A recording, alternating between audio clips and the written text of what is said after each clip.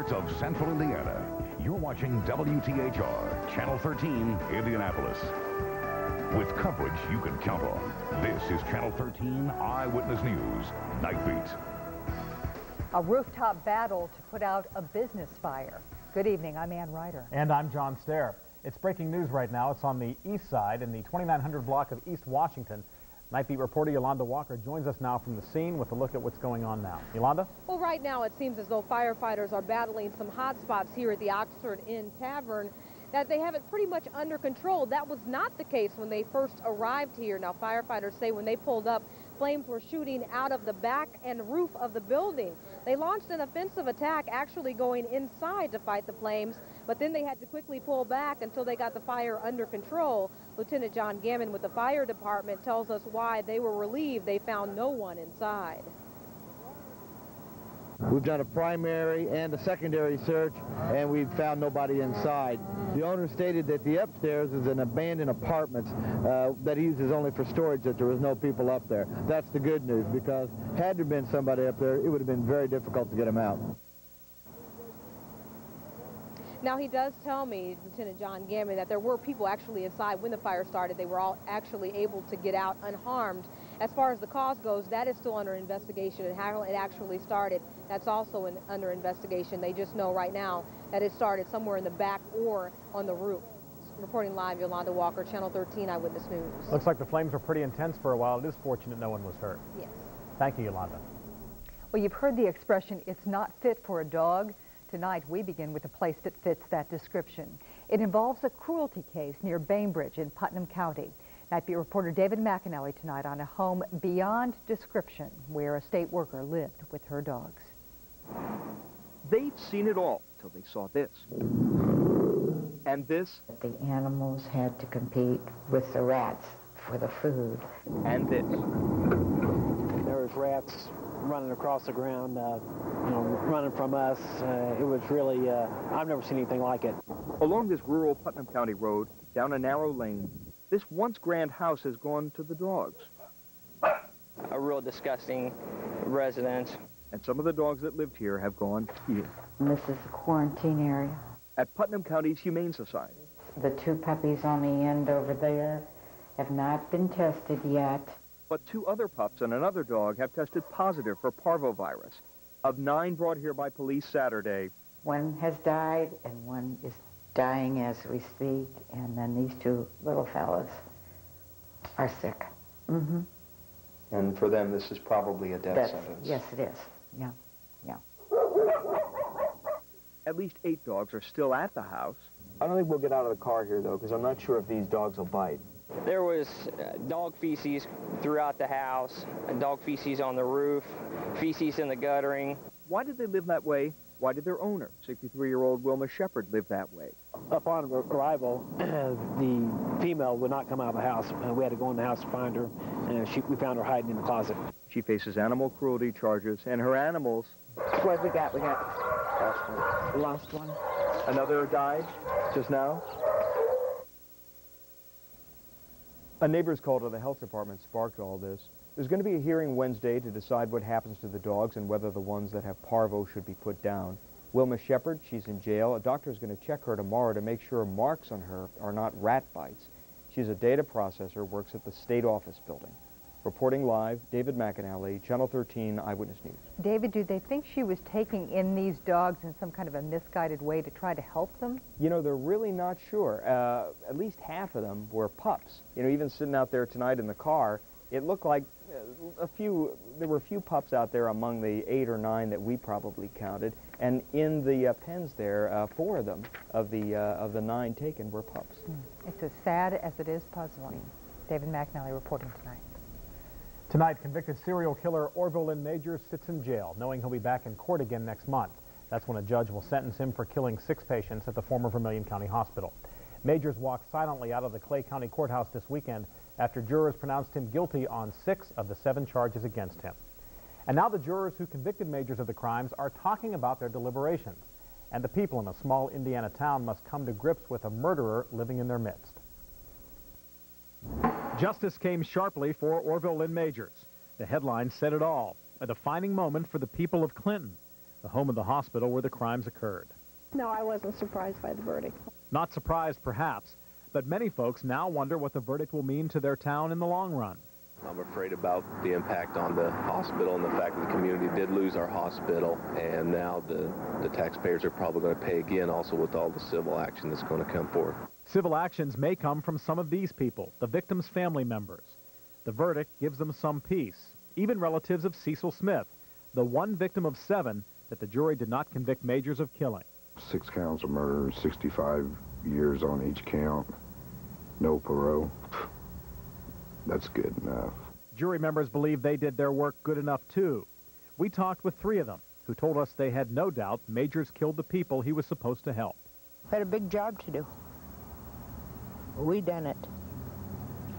And I think we'll all feel good about it. And with that, the jurors went back to their homes and families, now part of Indiana's history of crime and justice. And next, Majors will learn how he will pay for his crimes. Judge Ernest Yelton will sentence him November 15th. He faces a minimum of 45 years in prison on each of the 6 counts against him. Major's attorneys plan to appeal. A Newcastle mother faced a Henry County Superior Court judge today to learn her sentence for killing her children. Amy Bostick will spend the rest of her life in prison without the possibility for parole. Prosecutors proved Bostick set fire to her home with her 3 children inside. Jurors could not decide Bostick's punishment, so they left it up to the judge. Well, if left up to him as governor, Congressman David McIntosh would make some sweeping changes, he says, with state excise police. He told the State Police Alliance he'd like to move excise police under the state police umbrella. His proposal comes amid corruption allegations against the force's former superintendent. While some call McIntosh's plans too costly or complex, he says public confidence is key. And law enforcement's got to be a top priority of what we do, and we need to make sure we don't have corrupt leadership in it. It's not something you can sit around and debate and say, well, it's too complex to solve. The people are going to demand that we have excellence in law enforcement. Governor Frank O'Bannon gave his full support to an investigation into the allegations. With 2 weeks to go until Decision Day, candidates for mayor are pulling out their endorsement ads. Republican Sue Ann Gilroy is running a commercial featuring Mayor Goldsmith's support. And now Democrat Bart Peterson has a new spot on the air featuring his former boss, Senator Evan Bayh. In this year's race for mayor, the best candidate hands down is Bart Peterson. I know Bart. He served as my chief of staff. He's got a bipartisan, common-sense approach to solving problems. And he has a real plan for improving Indianapolis without raising taxes. A spokesman for the Gilroy campaign says the new Peterson spot is expected, but he says he disagrees with it, saying Sue Ann Gilroy has the better recipe for a smaller, smarter government. Well, new tonight, an Eastside library may shut its doors. It is not closing for good, just moving to another location. NightBeat reporter Yolanda Walker shows us why many say that plan is a move long overdue. Many say it's time to finally close the book on the library branch at 38th Street and Emerson Avenue. 7,500 square feet may not sound small, but one look inside speaks volumes. Only 35 seats, 4 computers, and 1 meeting room. As we add more material now to try to meet the demand of what we have, tends to limit the space available for children, families, strollers, all of those important people items. And not only is the branch small, but some say when you walk out of the front door, you're walking right into traffic on busy Emerson Avenue. As Emerson expanded, it pretty much eliminated that safety buffer between the building and the street. So yes, this summer you heard screeching cars and you wondered how many children would be missed when they started the summer reading club. So the idea came to move the branch about 2 miles away to the Devington Shopping Center for more space and services. People can turn off into the shopping center and be safe. We have security there. So I think it's a logical place. But other patrons deemed that inconvenient for the children and elderly who walk. You have to cross Emerson, 38th Street, then 46th Street, then Arlington. He and others attended meetings like this to fight for a closer location, like here at 38th Street and Irvington Avenue, or at 38th and Grand. The board had the final say. All in favor? Aye. All opposed? Motion carried. Carried to explore one of the 38th Street options. Yolanda Walker, Channel 13, Eyewitness News. The board will vote on a final location next month. Planners hope to have the building completed by 2001. A name game is at the heart of a lawsuit, and that tops our look at tomorrow's Indianapolis Star headlines tonight. Eli Lilly filed a lawsuit against an herbal company for its marketing of Herbozac, or Herbozac. Lilly says the name of the company's herbal supplement is too close to Prozac, that of course Lilly's antidepressant drug. And Indianapolis is about in the middle of the road when it comes to people who are hooked up on the information superhighway. A new study ranks us 27th in the country for internet usage. Washington, D.C. ranks number 1. You can read more about these stories and more in tomorrow's Indianapolis Star, or log on to starnews.com. New on Eyewitness News Night Beat at 11. New tonight, a show of force to battle fire's force. Is there any progress out west? Well, we're going to take you back about 10 years. This is a preview of a historic snow event for the Indianapolis area, which marks its anniversary date tomorrow. More about that in our forecast for this week coming up.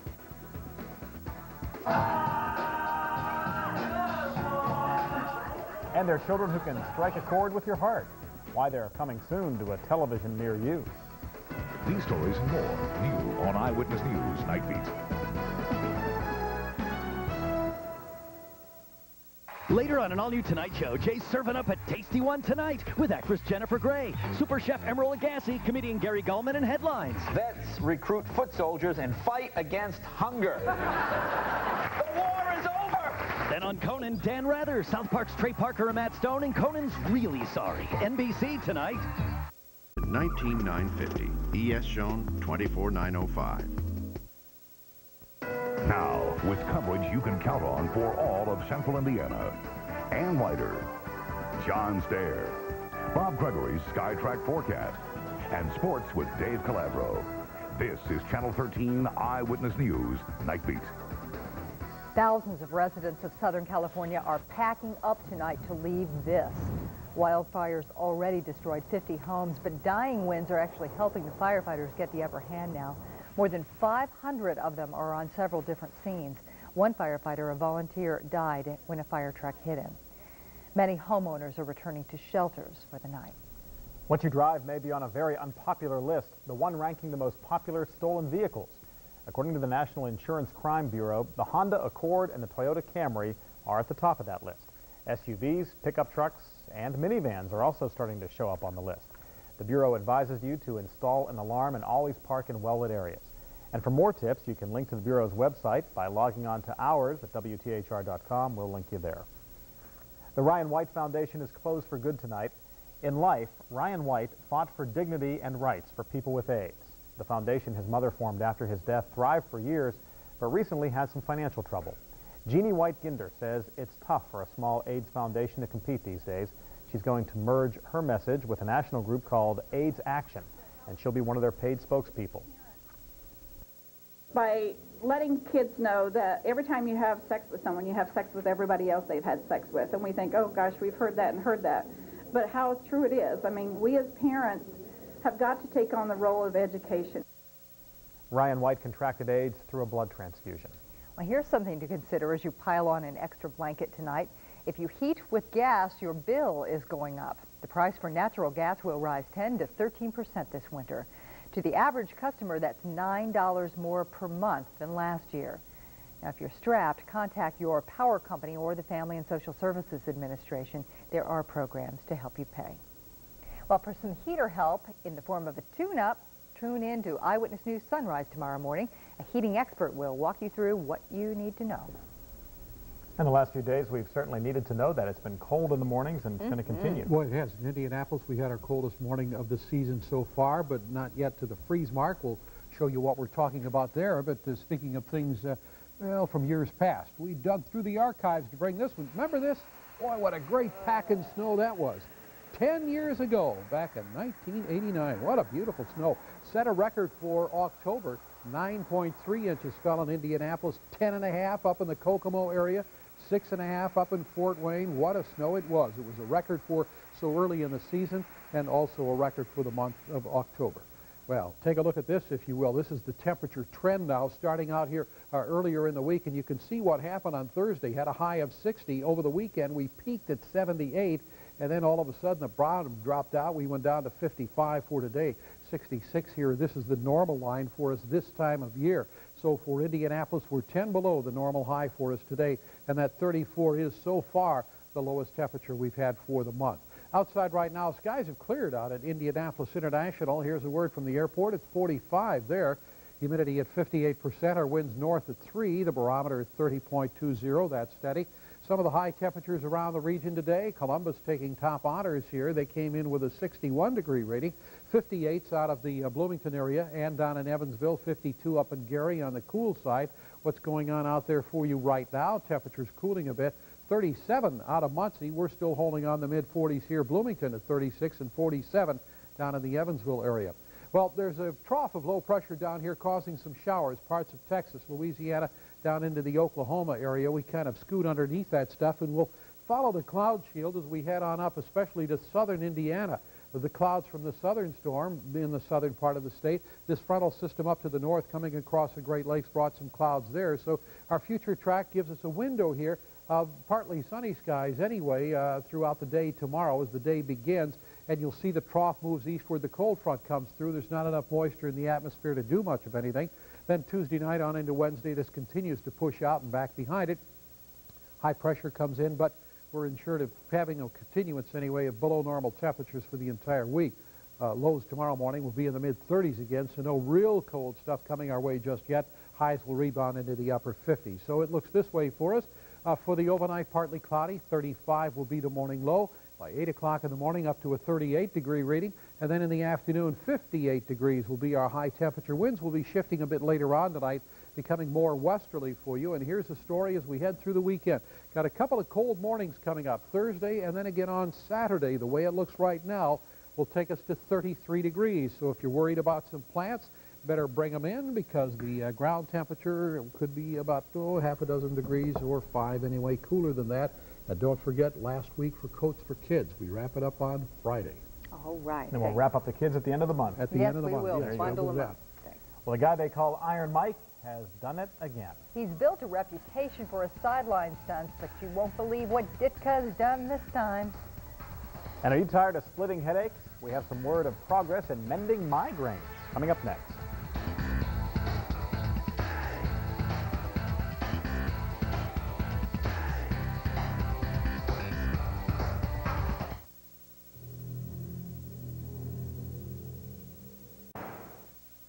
Eyewitness News Health Beat is brought to you by Marsh Supermarkets. On the Health Beat tonight, California researchers discovered an enzyme that could explain why alcoholics crave alcohol. They found mice genetically engineered without the enzyme were 75% less apt to drink alcohol than mice with the enzyme. Researchers need to do more studies, though, on humans, but the discovery could lead to new treatment for those who suffer from alcoholism. And people who get migraine headaches know just how debilitating that pain can be. But there is hope in some new medications under study right now at Baylor College of Medicine. One is similar to the migraine medicine, Sumatriptan. Is that right? Sumatriptan. Sumatriptan. That's what I've always called it. I know you take that because you get migraines sometimes. Yeah. Researchers say the drugs dramatically reduce headache symptoms when taken at the onset of a migraine. Well, Mike Ditka may have a bit of a migraine tonight. He has a huge migraine, and so do the Boston Red Sox. We got a little bit of everything for you tonight. Good evening. The New York Yankees began the night needing one more win for a trip to the World Series. Well, guess what? They're 3 outs away from beating Boston for the American League pennant. The Yankees lead right now 6-1. That game's in the 9th inning. In the National League, the Braves need one more win to advance to the World Series. Game 6 between the Mets and Braves tomorrow night, 7 o'clock, right here on Channel 13. Well, Mike Ditka is back in the news again for all the wrong reasons. The camera never blinks. Just ask Iron Mike.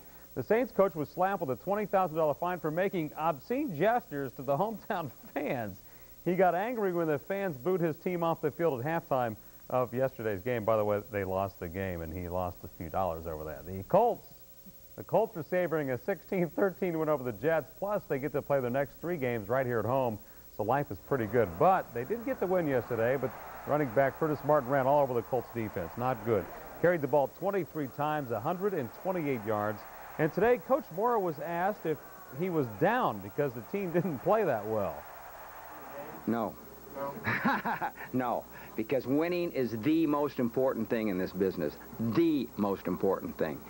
And It's a lot more fun around here, grading the film, just walking around, being in meetings, the whole thing when you win. That's the key, just win. The Colts can't win the battle of instant replay, though. Watch this, second week in a row, a blown call against the home team.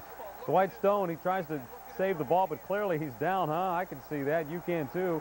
The Colts were forced to take the ball at the 1-yard line, even after they looked at it with instant replay. Of course, everyone's talking about that play. Tonight, we interviewed over 300 football fans in Central Indiana in our 13 Listens poll. The question, do you agree with the instant replay call? 77% disagree with the ruling, but 74% say they will still support instant replay. That'll be interesting to follow throughout the year. A pair of local race car drivers finished the IRL season on the opposite ends of the emotional spectrum. Greenfield's Mark Dismore won yesterday's Mall.com 500, and Carmel's Scott Goodyear is bruised and battered from a hard crash. Plus, Sam Schmidt's recovering from this accident with Scott Sharp. Schmidt has 2 broken feet, and a portion of his right big toe had to be removed.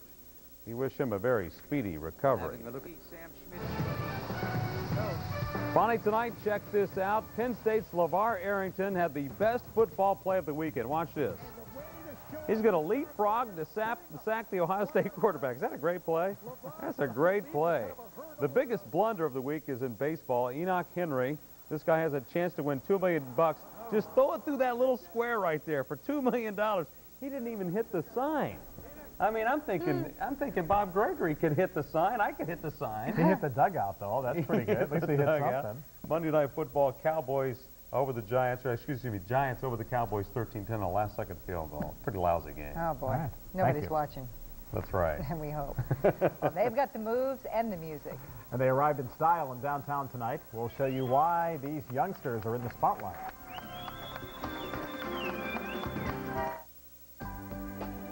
Do rich people deserve more space than the rest of us? Was technology meant to improve their lives alone? Do the stars shine for their eyes only? Introducing the special edition Century 2000. Lease one now for around $289 per month for 36 months. Residency restrictions apply. Call for important lease details. Or get $750 cash back. The new Century 2000 by Buick. A luxury car for everyone. I'm a voice teacher. Because I'm self-employed, I needed to find my own health insurance. Helen Cece put together a health insurance plan with her American Family agent. I like American Family's health insurance plan because it lets me choose my own doctor, my own hospital, my deductible, and I can afford it. American Family's the best. Simply the best. All your protection under one roof. American Family Insurance. Right now, you can score not one, but 2 great-looking suits for under $200. Button for button, stitch for stitch. These are department store quality suits. 2 for under $200. So come to S&K, because if you go to a department store, you're going to strike out. And the stakes are fine. It's called the Lone Star State of Mind. Bank One wants you to read, Indiana, read. Our future depends on it. Well, some kids got the royal treatment tonight. They certainly did. Why not? They're superstars in the making. Can you guess who's behind these glasses, hiding her identity? Well, you may not know the kids getting out of this limo, at least by name, but soon their faces will be in your living rooms. Judges picked these kids out of hundreds in a lip-sync contest. They put their skills on video for WENS's radio commercial, the latest one. It was unveiled at the screen party tonight.